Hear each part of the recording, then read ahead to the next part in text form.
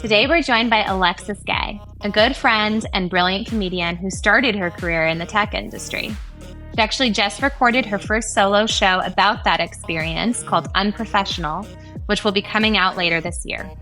We're going to talk with Alexis about this particular era of tech and why it is so hard to find the humor in this moment.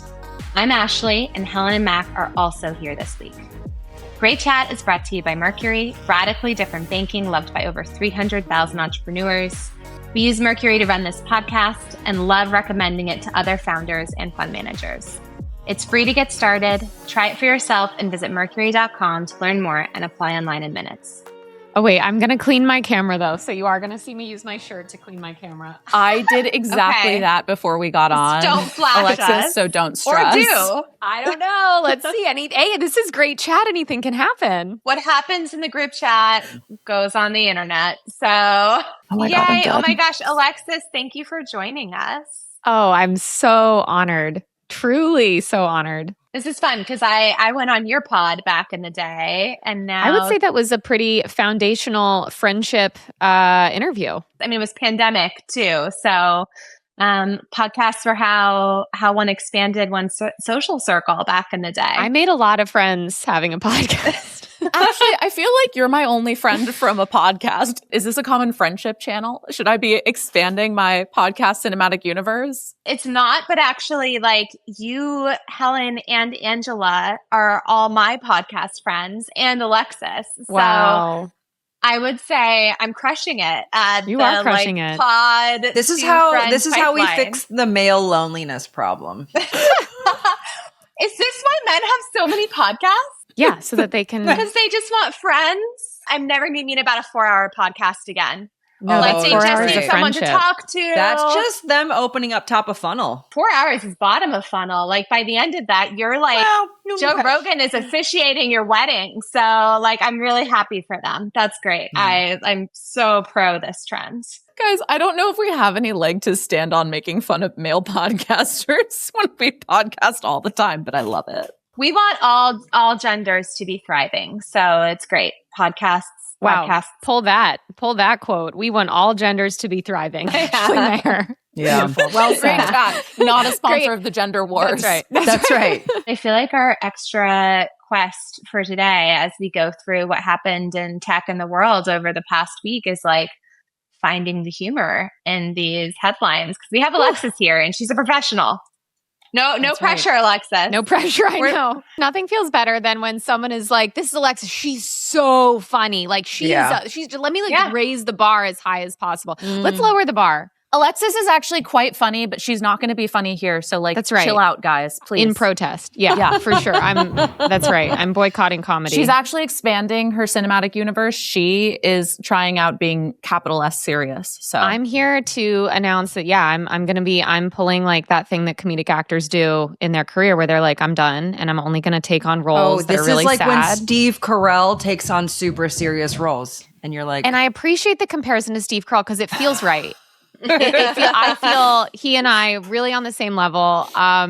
This is that moment for me. This is my morning show. So nothing funny today. Nothing funny for me. How about we start with something we have a great that was topic. like genuinely funny without any needed like comedian input, which is the Brian Chesky saga. He posted basically like a Claude thought swap on tokenization of real world assets. It was like this random Web3 thread, which you can no longer read unless you find someone who screenshot it. And it was funny because like, I think the initial wave was like a bunch of crypto people, including Brian Armstrong, CEO of Coinbase, like chiming in enthusiastically, like, oh, look, like crypto's still cool. And then like, there was just like a massive backlash because it was such obvious AI writing. People were just dunking left and right. And Brian deleted the thread. And like the timeline kept having fun with it. And I think he sort of became like the poster boy for let's rein in the AI slop. So that was like the first chapter and that was fun. And 36 hours later, when the cycle was dying out, like it could have just died. There is an article in Fortune about how Brian Chesky's account was hacked. This was not his fault. It was hacked by some crypto person who decided the thing they wanted to do with Brian's huge audience was to talk to them about tokenization of real world assets. There was no pumping of a meme coin or anything like that. And then TVPN did like a little, their little cards that they do. And it was like Brian Chesky's face and then hacked in like all caps. And then Brian Chesky quote tweeted TVPN and was like, sorry, crypto followers, like I was hacked, ha ha ha. And no one believed him. No one believed him. And so we just got like another round of internet fun and unfortunately for Brian, ridicule. And so I don't know, guys, I think this is pretty funny. I think the funniest possible thing that could happen is that he was actually hacked, but no one believes him. I don't know, Ashley, like, do you think that the recovery is for Airbnb to post like, record-breaking earnings and everything is fine and everyone forgets? The recovery is for them to do what they should have done after the first cycle, which is just swallow their pride and let the story die. And instead they like gave it another wave. And I get it. That would be a hard pill to swallow. If you were in fact hacked and you were like indignant about like people attributing this like, thought leadership, crypto thought leadership to you, I would like to think that in the moment, if I had been his like crisis comms, that signal call, I would have been like, just let it die. Let it die. Take the L and move on. When the tweet heard around the world came out, was it a real deviation from what kind of the tone that Brian typically posts in? Like, did it seem odd or did it seem like, oh? I mean, it's funny. Our last episode, Helen and I were chatting about how like everyone's engagement maxing, even people with like huge reputations and like real legacies are just like going for the likes, going for the retweets. Like him opining on like a category of like innovation or opportunity did not actually seem that crazy. But the way it was more like the actual writing itself that I think drew everyone's attention. And it was funny too, because I also saw accusations of like, I can't believe your PR team told you to post that. I'm like, there's no PR team in the world that wakes up and is like, let's have like the rental platform CEO make the case for tokenization of real world assets. Like that's just not in the playbook. But I don't think anyone flinched. I don't think that anyone was like, whoa, this is so weird, guys, that Brian is posting. I mean, because I think to your point, yeah, people are trying all sorts of stuff. I think mostly people were like, oh, okay, that's interesting. I didn't know he was into that. Fine. You know what the 4D chess move would have been? 4D chess would have been for him to introduce a coin. Yeah, you get control of the account back, and then you try to pump a coin, and then you say you were hacked, and then everyone would believe you. Unfortunately, he's still a public company CEO, so like there is some level of decorum. But I think closer, what I was thinking when I first saw this happen was what he should have done is get his account control back. The Fortune article is hilarious. The TBPN is even better, and then retweet the TBPN and be like, "Hey guys, I heard you loved my content, taking a switch in direction." And then start a thread on real world tokenization and have it lead to a Rickroll. Like, just ride it. Just for the millennials. It sort of reads to me, like looking at how he handled it, like somebody who doesn't really care about Twitter that much. And I think that signals actually great power and influence. If you don't have to care about Twitter, I think of that as you've arrived at a very impressive end state. Yes. It kind of just reads like someone who was like, oh God, and then just like dealt with it and moved on. Because even the way that he posted the quote tweet to the TBPN card was just very like, to the person who hacked my account earlier this week, thanks for all the new crypto followers. To my new crypto followers, I'm going to be a very disappointing follow. It doesn't have that like, ooh, got him kind of feel that I think someone who was deeply invested in their Twitter presence would have like really honed and workshopped that tweet. A very good friend of mine like reports to him at Airbnb, and I will randomly just send him just random trending Brian Chesky memes or like references to things that happen on Twitter. And he'll like literally be with him at a Warriors game or, you know, the World Cup or whatever. And he's just like, has no idea. It's never discussed. It's like not, he didn't even know what founder mode was for like a while after founder mode like took off. So Alexis, I think you're right. I do think that there is this separation. And that's great. But that supports our sort of boomer strategy that we were talking about last week with the, you know, not being so on top of sort of like, you know, what the kids think on X. But Alexis, is Twitter still like a relevant channel for you as a comedian or not so much? It's an interesting question because Twitter is how I started my following. It's how I found you before I met you. And that was, I'm guessing, 2020, mid 2020. Yeah. The reason I don't spend time on Twitter now is that I don't enjoy it. Like, I don't like the experience of being on Twitter. And so I don't have the dopamine loop of, ooh, I want to open Twitter. Like, I don't ever crave it because I'm like, but it's bad. Like, I don't enjoy it. I should be posting jokes on Twitter for sure. I have a big audience there, and posting short form jokes like that is a great way to keep building that top of funnel audience, just like it is for anyone building a public profile, but especially for comedy. You know, are you using another channel more now? I just don't really write those short 280 character jokes. But part of the reason for that is that I spend a lot of time on it. And so I don't just sort of casually throw a thought out there. If I'm like posting a tweet, it has been like run through the mill many times to see how can I make it shorter? What's the right punctuation to use here? Is there a better take? Is this interesting? Does AI, like, does Claude help you write jokes? I wouldn't know. I've never tried, but I'll ask Claude or ChatGPT sometimes for grammar help on certain things, because if I'm going to break a grammar rule, I want it to be with intent. I don't mind breaking grammatical rules, and this is why you guys wanted me on, right? It was talk about grammar. 100%. Great. Okay, fine. I just wanted to make sure. This is why you're like, oh, we're going to have a comedian on. We're going to ask her about the semicolon. So I just like to know when I'm breaking grammar rules because I like to do it intentionally. And so sometimes I'll run a written joke or a statement through ChatGPT or Claude to be like, is this grammatically correct? Just to see if I'm right or wrong. And then sometimes it proactively is like, I see this as a joke. If you'd like to do this, you could keep this cheeky tone. And it's always a mess. I've never even been tempted, especially because for the same reason, I don't think that CEOs and entrepreneurs or founders or anyone looking to build a following should be leveraging AI as like the final pass for their own perspective. I do not think anybody in the creative field should be doing it either, because ultimately, as content becomes easier and easier to produce, just writ large, the only thing we're going to have left is perspective. And the only way to learn your perspective is to hone it yourself through repetition. Did you guys see merch slop? Did anyone tempted to buy OpenAI merch from the merch store?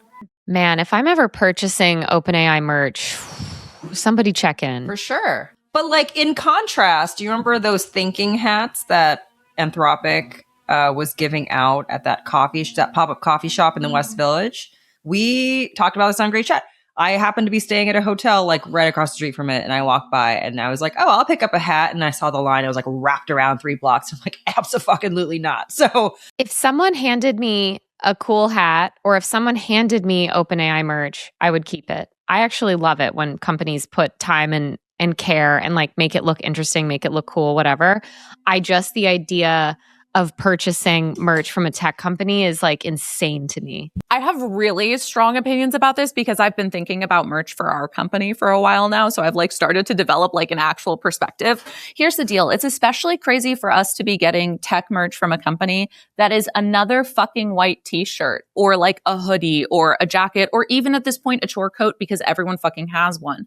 Like, I think there's a universe, like, are you an apparel brand or are you a tech company? What is unique and special to you that like is in 100% your wheelhouse, that is a physical good that can remind me of what you do, becomes a more interesting question. So like, when you see OpenAI's like keyboard, that's fucking interesting. Like when Anduril came out with like the Game Boy thing, that was fucking interesting. Like there are things that are cool, but otherwise, like unless you're hiring like a really sick designer to work with you, like why bother? What about the All In Guys tequila that sold out immediately? I don't think of that as merch as much as I do the OpenAI clearly feeling like merch.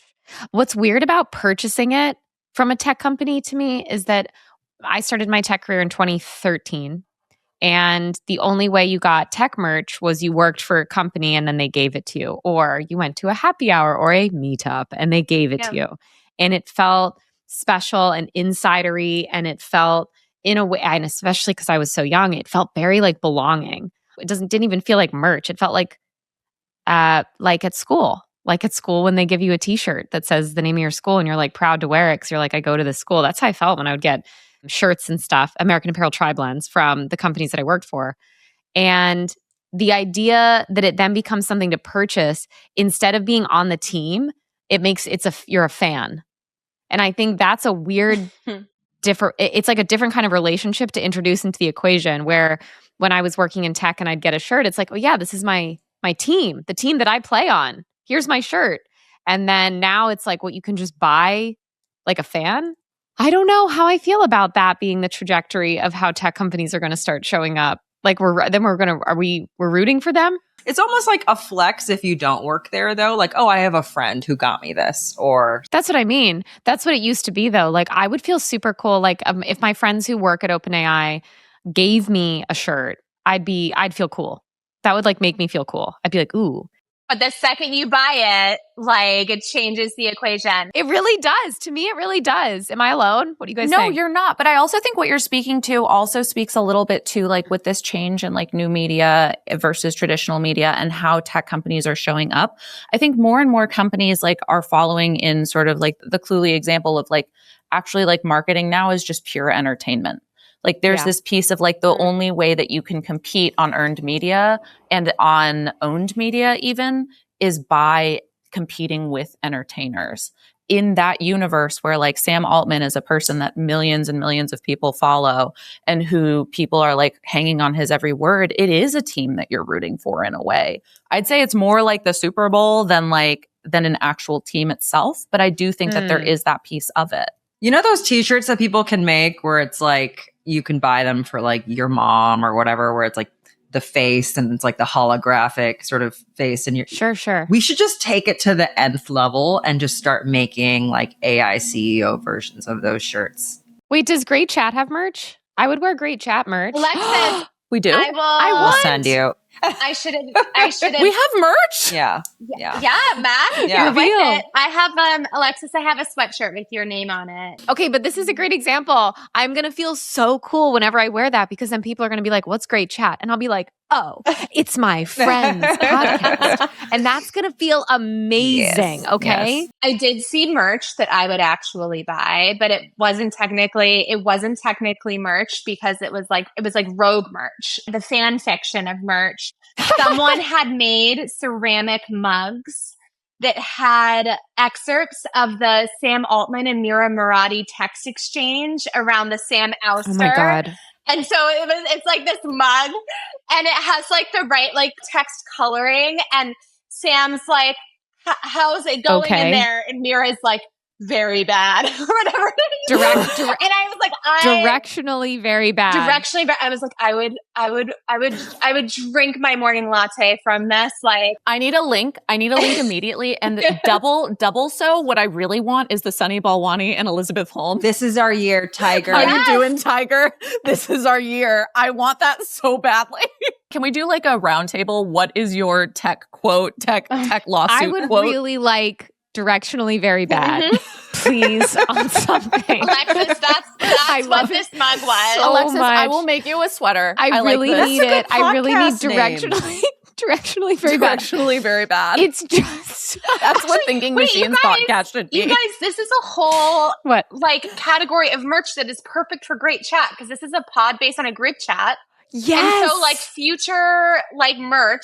That's such a good it's idea. A great chat. And then we just show these like incredibly cringe sex conversations that have come up in Legal Discovery from like a variety of, oh my God, it's perfect. One of the things I've been thinking about lately, and then I like bounced off Alexis, is tech is kind of in a weird mode from a humor perspective. And especially like tech's own sense of humor about itself. But then, of course, Alexis brings the perspective of someone who has made a lot of comedy and content about tech. And this era is like a little bit trickier. So basically, like, I feel like every week there are like funny things that happen.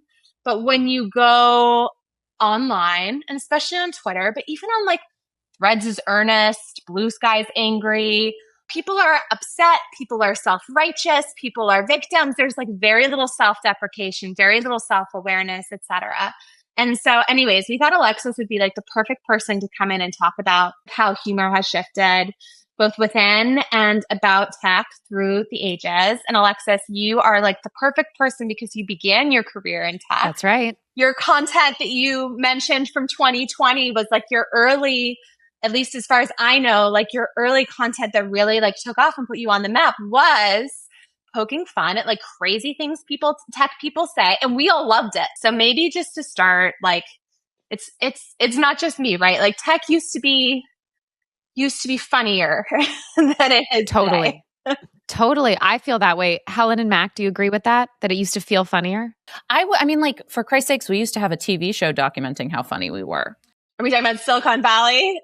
I also feel like people took themselves less seriously. Do you guys think that this is true in real life, or do you think that this is just like the nature of the discourse online? Well, now it's so performative that it's harder for things to be like accidentally funny unless they're like true like fuck ups, right? Like the Brian Chesky thing being funny is like that was a fuck up, right? Nobody was like, I don't know. It's just different. And I think that comes from a little bit of tech previously having been like a really small cottage industry almost. And now tech being like Mag 7 crushing, like being a main AI, being main part of the discourse. It's just harder to be self-deprecating, kind of like non-serious and just sort of like this casual funny when you're like the star, right? And I think that that's probably one of the biggest shifts since that earlier era that we've been mentioning.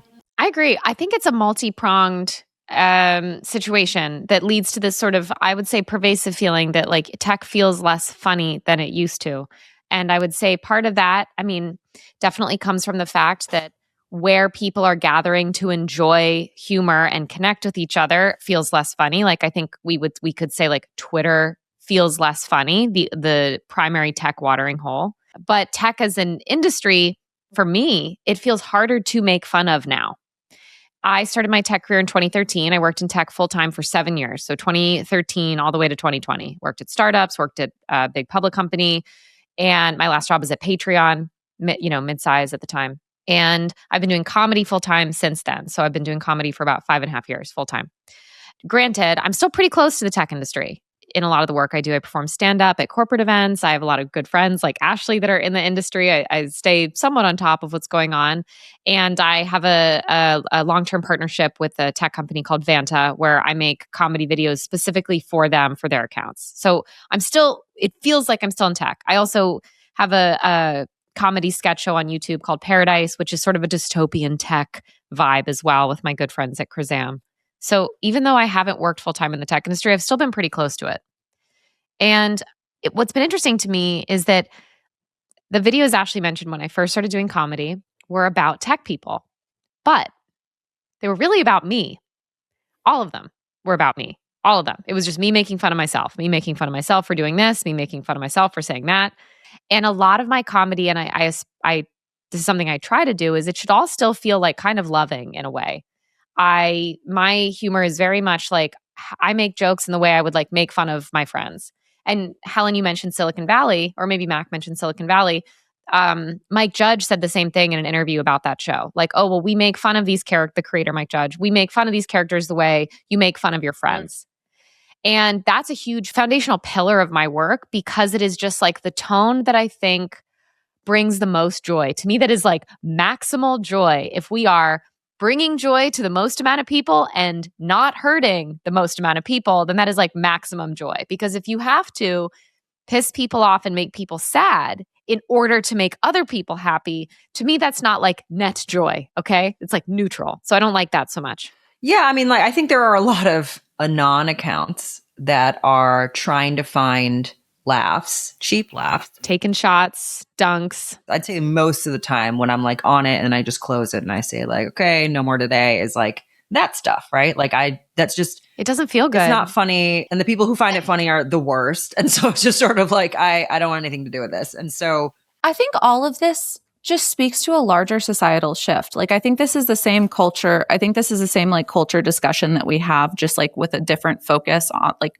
with a different focal point of like all of us. Generally, culture has shifted to a place where people feel less comfortable being vulnerable, and comedy inherently requires a decent amount of vulnerability and honesty that like is really, really hard to allow when you are feeling like a level of almost like surveillance. And also when we're now decades into an attention economy where like we're really mining anger and fear more than almost any other emotion. Because comedy is you laugh, you move on, but anger, you think about it and you ruminate for the rest of the day. Same with fear. And so I think like it's a bit of this is sort of, and I think tech is even harder because if we're looking at ourselves with honesty, like we have a large amount of the culpability for that shift in the general cultural sphere. So I think like, I mean, this is the industry that makes the algorithms that have led to that. Yep. So the call's coming from inside the house on that one. literally. The best comedy makes people feel seen and understood. Exactly. And everyone feels very misunderstood today. Like the tech founders and VCs feel targeted. They feel like they have these like very noble aspirations and they're under attack. People outside of tech feel like a bunch of billionaires who've accumulated massive amounts of wealth and power don't care about their interests and don't understand the impact of these technologies on their lives. And so when everyone is like in a silo and already feeling misunderstood or feeling not seen, how does comedy break through that? And Alexis, I've seen your content for Vanta, and it's very funny.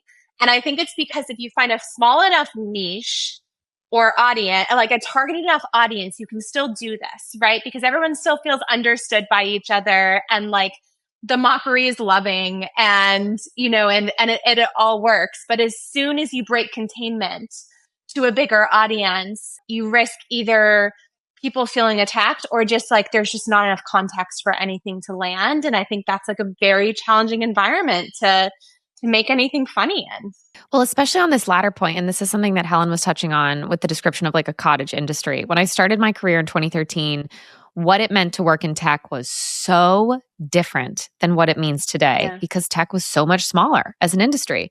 And there was homogeneity to these tech companies, and especially the perk-laden ping pong table kind of tech company. Working in tech felt like this like weird opt-out. Absolutely. Oh, we don't have cubicles. Oh, the desks are on the same. Oh, our CEO doesn't even have an office. Our CEO wears hoodies cowboys. and Let's sneakers. go. Yeah, exactly. Move fast and break things, 100%. And I mean, it was like that was what it was. And then now today, every company is a tech company. Yeah.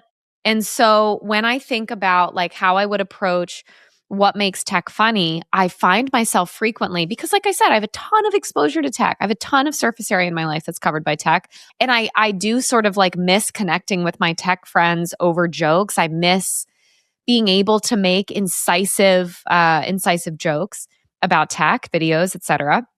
But one of the problems is that we just don't, as an industry, have as much in common with each other as we used to because it has grown so large and so diluted. We all used to be roughly the same age. We all used to have roughly the same sensibility. We all used to have roughly the same worldview. Oh, that's different. And it feels so much harder to tap into what are the common experiences. There are still a couple angles. I was thinking about this. You know, one angle that if the assignment was Alexis, make a video that will resonate with the most amount of tech people, I would probably have to go for something around job security and the tension around layoffs, which is a topic I've touched on before, but more so leaning into that, like, is it going to happen? Is it not going to happen? Everything we're doing as a company indicates we're not going to do layoffs. And yet I still feel this pervasive, my job is not safe vibe. What about like longevity and peptides and stuff like that? Feels like another area where it's like tech adjacent. I know, but here's my thing about stuff like this. And this is why I've never really made jokes about founders, pretty much ever. I have one video that I've made a joke where where the target was venture-backed CEOs, which is technically a founder, but a founder with a different type of status. I don't make jokes about founders. The reason that I don't is that I think founding a company, even if it's a company that I think is silly, is really hard. And I think you're fighting an uphill battle where everyone is saying to your face and or behind your back that your idea is dumb, or you're not going to make it, or, like that person doesn't have what it takes, or they don't have the right pedigree. And I just never, even with comedy, wanted to be one more voice that was anti somebody trying to do something really hard and build something themselves. I think that is also the cardinal sin if you want to stay in the ecosystem too, right? Like I feel like that ends your career as an investor. Thank God, because third act as a venture capitalist, here I come, baby. Actually, that's why I was hoping to come on. I'm raising a fund. I'll end up here eventually. Alexis, what about jokes about AI? Yes. Well, I want to also, I know you asked me about peptides and biohacking and stuff, and I want to just address it. You don't want to get wrapped up in a controversy. Alexis Gay refuses to speak on peptides. But I brought up the founder example because I kind of feel, and maybe I sort of feel like anything in the health space, a lot of people are just like trying to do their best in a healthcare, especially in the US, in a healthcare system that obviously like fails us in many, many ways. And so going outside of the healthcare system, even if the mechanisms seem extreme or weird or dangerous, I feel uncomfortable poking fun at what could be like an earnest effort to just like feel better, be healthier underneath a system that makes it kind of hard to do that in a normal basis. I think, well, like the other half of it is like an eating disorder or something very close to it where it's like, It feels weird to me as somebody that makes a very active effort to have never made a joke about anybody's appearance in my life. Even if I'm talking about it in another way, it just feels weird I don't want people to say that stuff about me. I basically, in my comedy outside of tech, and I make a lot of jokes not about tech now, though there's plenty like it's just like who I am as a person. So I feel like it's like not going to go away anytime soon. I kind of have the vibe of a tech person. I don't open the door to conversations with my comedy that I'm not willing to have. And so I feel you need to be able to stand behind your joke, not because you should ever have to defend it or have to be correct. Comedy isn't all about having the right perspective. But I wouldn't feel good. The other thing is like on Twitter, if you're making a joke about a person or a group of people, they could see it. And you have to make your peace with that. Maybe I was just way too uncool in middle and high school to tolerate the idea of making fun of someone. But man, it sucks. You guys ever been made fun of? It blows. Why would I do that? put that on a t-shirt. No, I love it. And also, like, if we talk about the toxicness of all these environments and why we're all less excited, it's because of exactly what Alexis is saying. Like, it sucks. I don't care about what you don't like. I'm sorry. Congrats. I know. And Ashley, and this is probably why we're close friends. Like, I so agree. Like, nothing feels better or funnier than like feeling seen. And that moment of watching something and being like, oh my God, like, how did they know? That's my favorite feeling when I watch something or I hear a joke and I'm like, oh my God, them too. And on stage, everything I do can be boiled down to just like, hey, I feel like this. Do you guys? When people laugh, it's an involuntary confirmation of recognition to me. And so when I'm on stage and people laugh at something I'm saying, it's because even if it's not about them, maybe they're like, oh, that's so my sister. That's so my girlfriend. That's so my boss. I love that feeling that we are sharing in this moment because we both experience the same thing, and it makes me feel less alone. And my comedy is born from that desire to feel like connected and to connect with people. And so you can't really connect with someone if you're talking badly. If you're connecting over talking badly about another group like that, it feels bad to me. I mean, I think that's where Silicon Valley was so funny. I think it did two things. One, it made you feel really seen. And it also kind of like took you out of this bubble. I like completely lost it in like the coconut water sort of like skit with the like, you know, the coconut waters in the fridge and whatever. And it's like the really, really expensive, like natural harvest something, that brand. But that's like literally the water that we had in the fridge at work. And just that day, there was like a little internal scuttlebutt about like why we don't carry this coconut water brand over the other. And then like it was like that episode aired and you're like, I feel seen, but also this is absurd, right? And like right now, I just think about what how hard a modern day Silicon Valley would be, because to one of the points that we made, like people are kind of fragmented. There's less that like unites us under like the same experience because one, tech is bigger, but also, I mean, I think that people are now more tribal in their sort of like camps, and some of that can be political, which is like not very fun. And others can be like, you know, on just like tech issues. And before, it's just easier to be sort of more in the same group when it's smaller and fringe. I actually think now is the perfect time for a Silicon Valley-esque show to come back to us. And here's why. I agree with everything you said. We are in our little tribes, we're in our little groups. And one of the ways that you can make jokes about topics that have weight to them, that have importance, or that have like identity, is to know the character that it's coming from well, to know their intentions, to know their background and their perspective. And I use the word character in this case. That could mean somebody you follow on Twitter. It could be the character of me as a comedian. It could be the character of this venture capitalist. You kind of know their perspective, their background, their context, and that informs the joke that they're making. That tells you if they're punching up or down, which determines in part whether it's funny, right? The same joke coming from someone who runs a fund with $100 billion under management, that's a different power dynamic than somebody who is in the third year of their career. And that informs the jokes that they're going to make. It changes the way that it lands. And on a television show, and this is even more so than a movie, but way more so than on the internet, on a television show, we spend time getting to know the characters. And we know their background and we know who they are. We know where their heart is. We know what their viewpoint is. And I think a TV show would give us the foundation that we need to explore some of these topics in a way that would still feel funny, because we could feel safe laughing at them and seeing ourselves in them because we know who they are. But right now, you might see a take online and you might kind of go, ooh, I sort of resonate with that. But ew, my God, that's who wrote it. I resonate with that person. Oh my God, I need to look inward. And if we're seeing it on a TV show, we've got like 30 minutes or 42 minutes to really like unpack it and see it from multiple sides. Like most of plot is driven by conflict. And so maybe we would see a character with a viewpoint we disagree with, but maybe by the end of the episode, they lose. Or maybe they don't. And maybe that's even more interesting.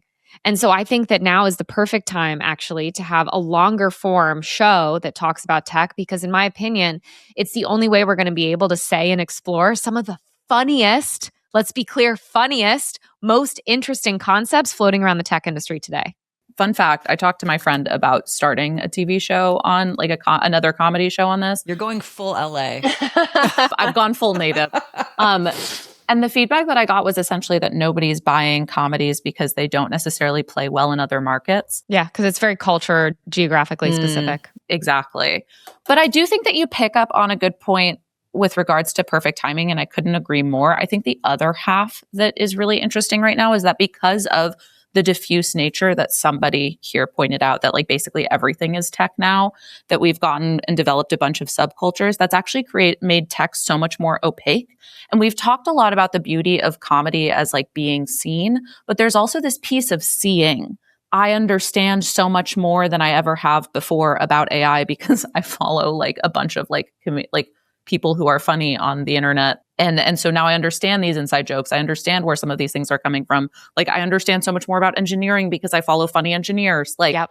And so I think that it's also a moment where like, if people are fed constantly this like permanent underclass narrative, that it actually is like really useful to understand like who are the people on the other side of this and like how do we actually connect again too? Because comedy is great at connecting people. And something like the permanent underclass, like first of all, great title of an episode. The fear of ending up in this hypothetical permanent underclass is both very real, and the concept of a permanent underclass is like very funny and outrageous. And it's like, it's both, but it'd be hard to pack all that into one 280 character joke that I wouldn't worry would be like ruthlessly misinterpreted, and in part because like I can only speak online from my own identity.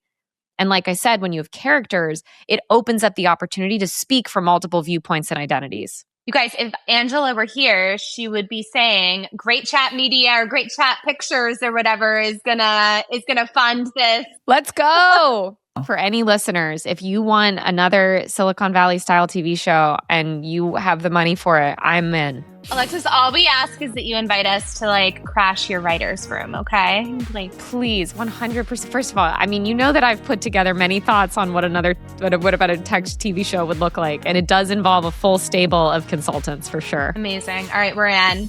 I've never wanted to be a consultant more. I know. Thank you for listening to Great Chat. Have questions for us? Make sure to submit them on anothergreatchat.com. See you next week.